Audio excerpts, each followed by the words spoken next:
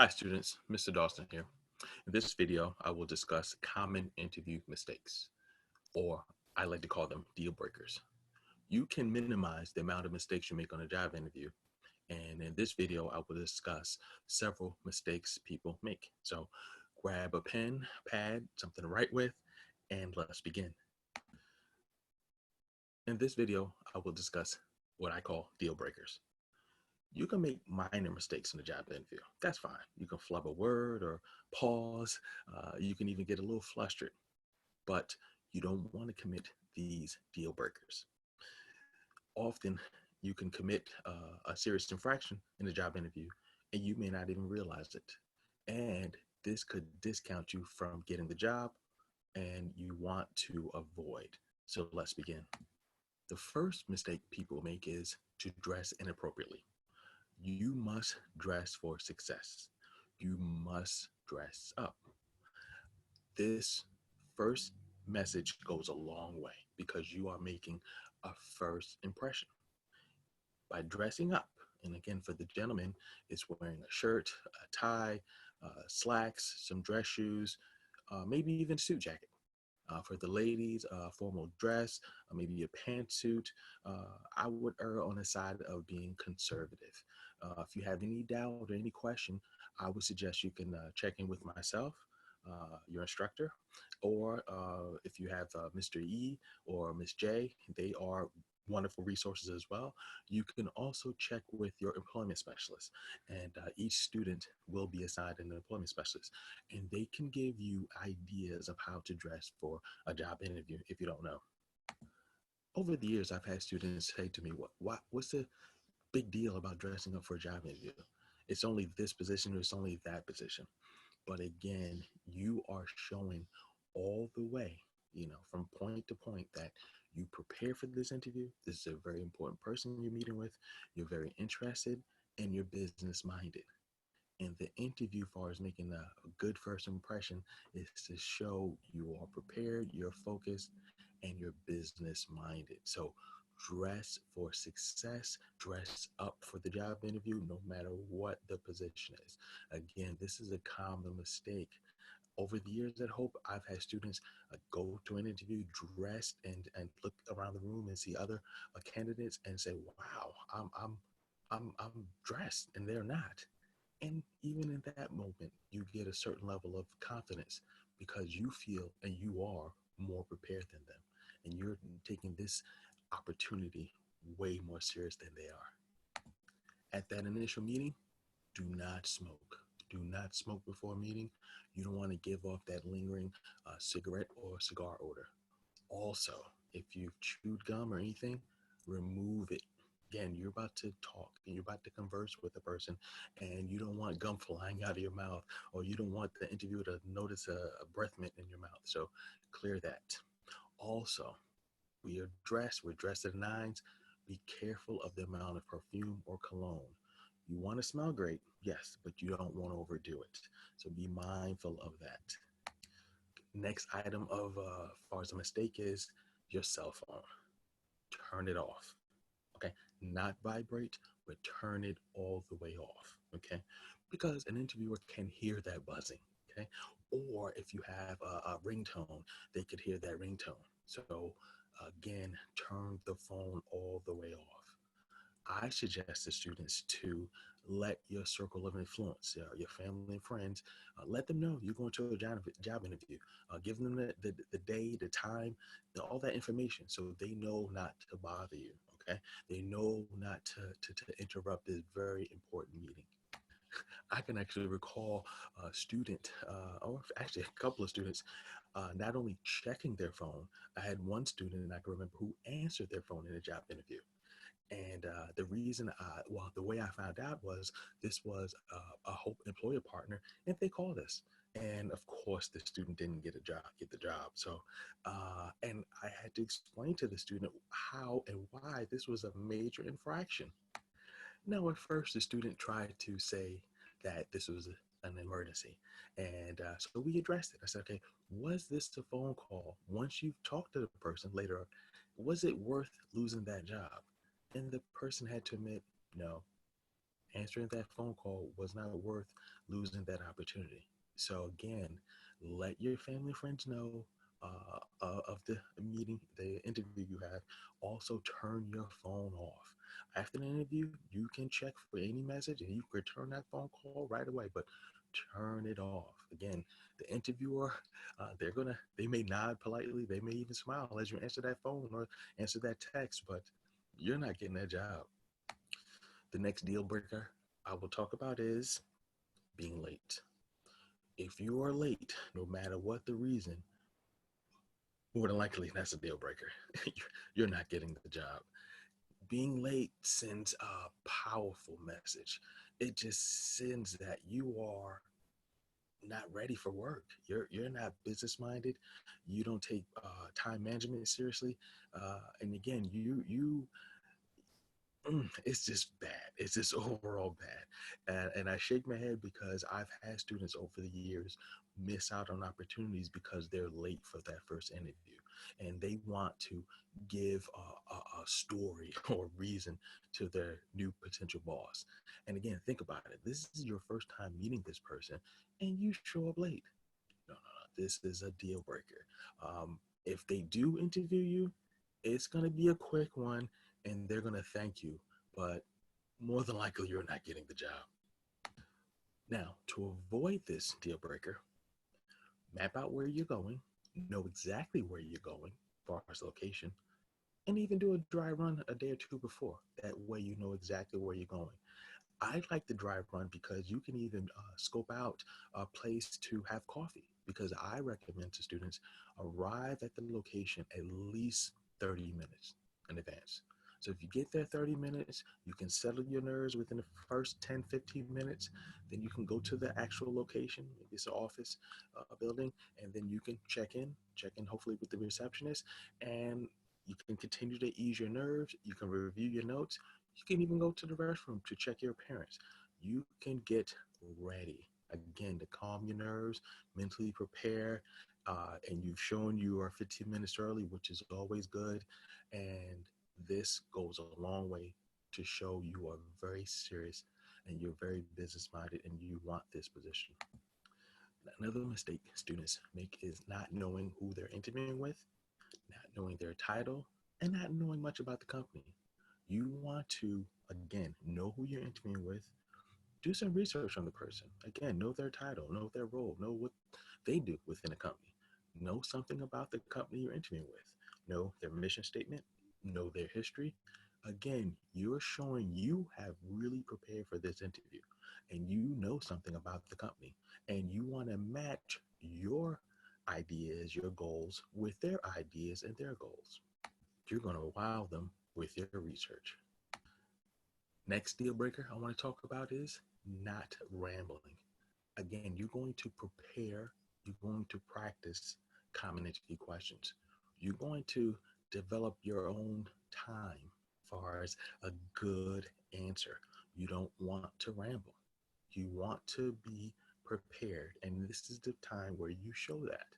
Now, if you're not prepared, in my experience as an educator, in my experience as a trainer, a person rambles. They just go on and on and on, and they think it sounds good because they're talking a lot.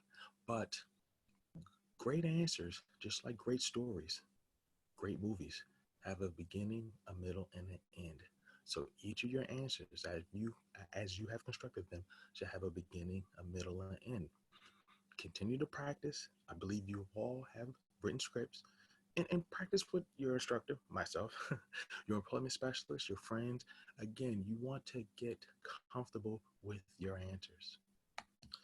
Now, the next one is a overlooked mistake that individuals make. They don't smile enough. They don't smile at all. I actually instruct my students to make sure they smile when they first enter the room. Make sure, and I tell my students, when they arrive at the location, take off the subway face. And again, you want to smile. And a smile will put you at ease and it will begin to relax you. And as you go through the interview, again, you've already charmed them with the smile. You've already stated your name clearly. make sure you are mindful of your facial expressions. Make sure you are smiling, or make sure you just seem approachable. Maybe have a stoic or studious face, and keep in mind of the face that you may make when you are listening, and it may appear you're angry, you're upset. I myself have had to work on this over the years, especially in meetings. I've had colleagues say, "Hey, are you okay? Are you upset with anything?" And I realized that I was displaying this face. So I always keep in mind of my nonverbals, and knowing that weakness or what you're working on as far as your nonverbal communication can go a long way. So again, I know I feel better. I notice when I'm smiling more. I notice when I have a stoic look or a studious look, and I look like I'm listening. And you want to show that in the workplace, and you want to practice that. So, and this is just as important as what you say. So what you demonstrate is just as important. And again, don't make this mistake, because you don't want to come off unapproachable. Because again, an employer won't tell you this. They won't provide you this feedback. They just won't hire you. Another mistake students make is when an interviewer says, "Do you have any questions for me?" They begin to ask about salary and benefits. No, that should never be your first question. That shouldn't be a question that comes from you at all. Salary and benefits comes from them. And it may not even be the person you're interviewing with. It may be someone from HR. So you should not have a question based on salary benefits. It sends the wrong message. It sends a message that you are just here or at the interview for the money. So again, do not ask that question. Now, if they do bring up salary in this interview, you could talk about salary. Again, be flexible. You are opening the negotiation, and consider all the benefits that comes with this job. Consider the impact it will have. I actually encourage students to take some time to think about it. And again, if you buy some time and you ask for a business card, make sure you respond right away with your final decision. But again, consider the entire opportunity. Consider the benefits and all that goes along with the job.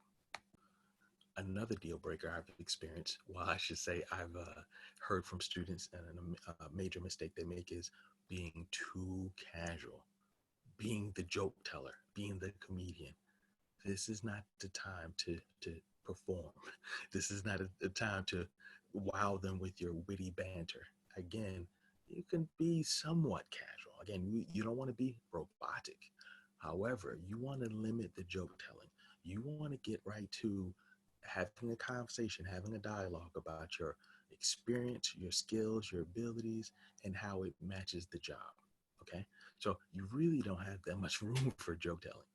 And if you are joke telling, it shows the interviewer you didn't prepare. It shows that you're not serious and you're not focused. And also, as I've said earlier, it gives the idea you're not business minded. You're just too jokey. And these individuals usually don't work hard on their job. The next deal breaker that students often commit is being negative or critical of their previous job or current job. Do not badmouth the company or the job you work for, employees and supervisors. Again, this is a deal breaker that students often make. If you are moving forward, state you're moving forward. State you are seeking higher opportunities, and you want to elevate your career. Talk about leaving a job or positioning out of a job in as positive light as you can. Again, it's all about you taking on more responsibilities or advancing your career.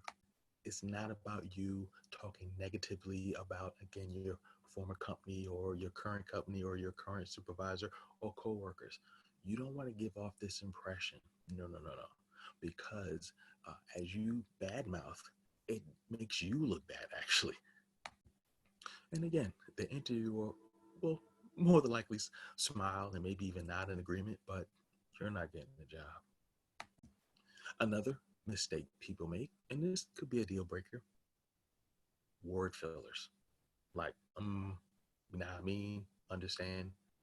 The more you use these word fillers or bridge words, it shows you didn't prepare for the job interview. And again, you're not going to speak perfectly. No one does. But the more you practice, you will have a nice flow to your conversation. You will. The more you practice from that written script, you will be an actor or an actress delivering a great conversation, having a conversation, thinking through your answers. And this will sound better and better as you practice. So, again, write down your answers, prepare your answers, and practice, practice, practice. And look forward to job interviews because the more you interview, the better, or I should say, more comfortable you will be. Another mistake students make is not sending a thank you note. Now, you could send a simple small card or you can send an email. I actually prefer students send an email because it's instantaneous. Also, at the job interview, request a business card or a way to contact. That way, you could send the thank you note or email, like I said. And what you want to put in the thank you email is your name, the position you interviewed for, the date, and you want to remind them you are the best fit for the position. This is also a good opportunity to include any information that you forgot in the interview. And make sure you send this email within 24 hours. And think about it. Many people do not practice this healthy habit. And this is a healthy habit. If you've not done it before, practice this, again, healthy habit. After every job interview, send a thank you email. Now, I want to mention signs that the interview is going well. If the interview lasts more than 30 minutes, the interview is going well. You have a great rapport going with the interviewer. You have a casual, comfortable dialogue.